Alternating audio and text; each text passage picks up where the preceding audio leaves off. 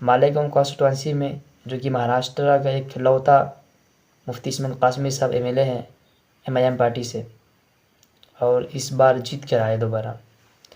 تو جیت کے موقع پر پروگرام تھا، اس پروگرام میں اویسی صاحب اتنے تلخ لہجے اور پھر جذبات میں، یعنی بالکل سمجھ لیجیے انکنٹرول بیان دے رہے تھے، آپ سیٹسفائیڈ نہیں کریں گے۔ آپ نے کبھی اس طرح کا بیان سنا نہیں ہوگا، سنا بھی ہوگا بہت سارے ایسے تلخ لہجے میں، بہت سارے ایسے بیانات ہیں جو تلخ لہجے میں بیانات دیے ہیں، جو دشمنوں کے دلوں پر چبھتی ہے، مگر اس بیان کا بالکل ہم مذمت کرتے ہیں۔ پہلے آپ کو ہم سنا دیتے ہیں کہ اویسی صاحب نے کس انداز میں اشارے میں حضرت مولانا سجاد نعمانی صاحب پر کس طرح غصہ نکالا۔ غصہ نکالنے کا ایک طریقہ تھا، مگر جس طرح انہوں نے پوری کی پوری A to Z جو بولنا تھا، جو کہنا تھا، بالکل کہہ دی۔ تو ہم اس پر، اور جس طرح بیان دیا اویسی صاحب نے، اس کی مذمت کرتے ہیں، اس طرح بیان نہیں دینا چاہیے۔ حالانکہ اویسی صاحب پر ہم بہت سارے کافی ویڈیوز وغیرہ بنائے ہیں، اور ہم ان کی پولیٹکس سے ایگری کرتے ہیں، ابھی بھی کرتے ہیں، مگر اس طرح مجھے ٹھیک نہیں لگتا کہ عالم دین کی اس طرح کی A to Z مطلب غصہ نکالنا۔ ٹھیک ہے، غلطی ہوئی ہے، مانتے ہیں، مسلمان بھی دیکھ چکے ہیں، مسلمان بھی جانتا ہے، اس طرح کی باتیں کہنا، کیونکہ آپ چھوٹے موٹے تو نیتا نہیں ہیں، آپ بالکل پارٹی کے مین آدمی ہے، پریسیڈنٹ ہے، آپ کی منہ سے اس طرح کے الفاظ بالکل زیب نہیں دیتا ہے۔ تو اس ویڈیو کو سنیے، اس کے بعد ہم انشاءاللہ تبصرہ کریں گے۔ کہاں وہ لوگ جو اورنگ آباد میں بولے تھے امتیاز جلیل کو ووٹ مت دو، اس سماجوادی پینڈیٹ کو ووٹ دو، بولے تھے ارے چہرہ دکھاؤ اورنگ آباد کے عوام کے سامنے تم، ارے لفافوں پہ زندگی گزارنے والوں شرم سے ڈوب مرو تم، اور تم دعویٰ کرتے ہو خون کا۔ بہت بول سکتا ہوں، یاد رکھو میری زبان کو لگام نہیں ہے، تمہارا گھر سے نکلنا محال کر دوں گا میں یہاں پہ۔ آپ نے سنا، یعنی کس طرح اشارے میں اسد الدین اویسی صاحب نے مولانا سجاد نعمانی صاحب پر ٹپنی کی، یعنی پورا الیکشن کا جو غصہ تھا بالکل الیکشن کے بعد مالیگاؤں پروگرام سے نکال دیا A to Z۔ مگر یہ اس طرح کی مذمت یا مخالفت، اس کو کہہ لیجیے، یا پھر غصہ نکالنا ایک عالم پر، یہ بالکل سراسر نازیب الفاظ ہے۔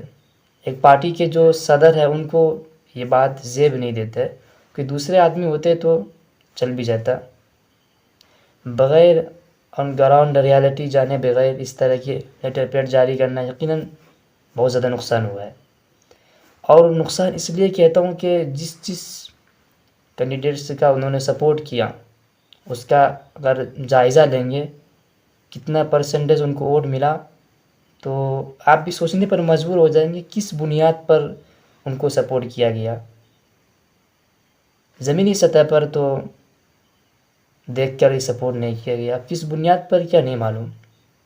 5ویں 6 نمبر پر کینڈیڈیٹس نظر آ رہے تھے، یعنی کوئی اگر 60,000 ووٹ لے رہا ہے، کوئی 70,000، کوئی 80، کوئی 90,000، تو جن کینڈیڈیٹس کو مولانا سجاد نعمانی صاحب نے سپورٹ کیا تھا، وہ کینڈیڈیٹس بالکل 5,000 میں سمٹ گئے۔ اس کا مطلب گراؤنڈ ریالٹی کو چھوڑ کر پتہ نہیں کس بنیاد پر سپورٹ کیا نہیں معلوم، تو یہ بالکل یہ ڈیسیزن غلط تھا۔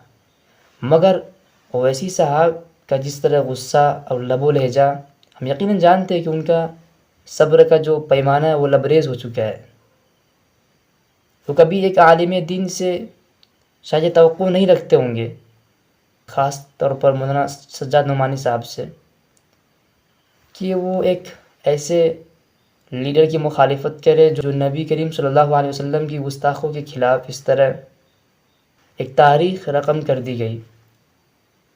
وہ ہارے ہوئے تھے MP، پھر بھی جو نبی کی بات آئی انہوں نے کوئی کمپرومائز نہیں کیا. اور بھی تمام ایم پی ہے اور انڈیا میں مسلم کمیونٹی سے بلونگ کرتے ہیں، مگر مجال ہے کوئی بول دے.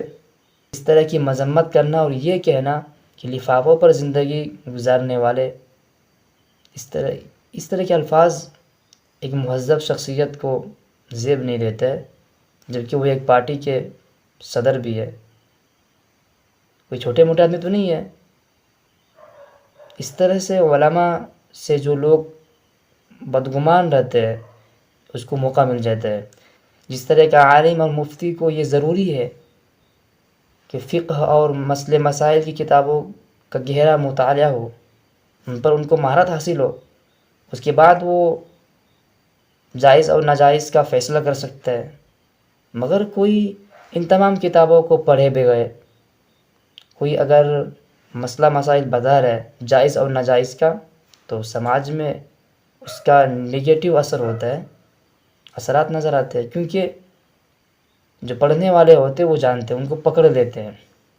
بغیر مسئلے مسائل کی کتابوں کو پڑھے جائز اور ناجائز کی بات کرنا جس طرح درست نہیں ہے، ٹھیک اسی طرح سیاست میں صرف بڑے بڑے نیتاؤں سے اور لیڈروں سے مصافحہ کرنا یا ان سے ملاقاتیں کرنا یہ کوئی دلیل نہیں ہے کہ آپ کو سیاست میں مہارت حاصل ہے. یہ کوئی دلیل نہیں ہے. آپ کو زمینی سطح پر مسلمانوں کی جذبات کو دیکھنا چاہیے، سمجھنا چاہیے مسلمان نوجوان یا اس جنریشن کو کیا چاہیے، یہ جنریشن کیا چاہ رہی ہے، تبدیلی چاہ رہی ہے، چینجز چاہتے یا نہیں. بغیر اس جنریشن کے مائنڈ سیٹ کو پڑھے بغیر سمجھے بغیر صرف ایک لیڈروں یا بہت سارے لیڈروں سے مصافحہ کرنا، ان سے ملاقاتیں کرنا، یہ کوئی مہارت حاصل نہیں ہے سیاست میں یا پولیٹکس میں. اس کو یہ سمجھیے. اس کے بعد آپ پھر جب الیکشن کا ٹائم ہو پھر کوئی ڈیسیزن دے دینا،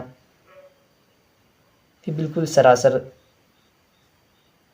درست بات نہیں ہے سماج کے لیے. ہر کوئی جانتا ہے، بتانے کی ضرورت بھی نہیں ہے. ہر وہ شخص کے لیے یہ لفظ درست نہیں ہے جو مہذب شخص ہے، جو اچھائی اور برائی میں امتیاز کرنے کا ان کے پاس صلاحیت ہے. ان کو یہ الفاظ یا لفظ ناگوار گزرتا ہے. جب کوئی یہ لفظ سنے گا تو بالکل 100%